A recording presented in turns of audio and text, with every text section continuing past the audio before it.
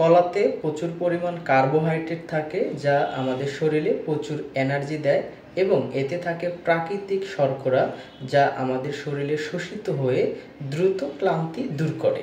হজম শক্তি বৃদ্ধি এবং কোষ্ঠকাঠিন্য দূর করার জন্য কলার ভূমিকা অনেক। কলাতে থাকে পটাশিয়াম, ডায়েটরি এবং ফাইবার, যা আমাদের পেটকে শিথিল করে এবং কোষ্ঠকাঠিন্য দূর করে। অ্যান্ড দেন লাস্ট, কলাতে থাকে পটাশিয়াম, যা আমাদের হার্টের জন্য এবং ডায়াবেটিসের জন্য অত্যন্ত গুরুত্বপূর্ণ একটি ফল। কলা নিয়মিত খেলে উচ্চ রক্তচাপ নিয়ন্ত্রণ থাকে, হৃদরোগের ঝুঁকি কমে।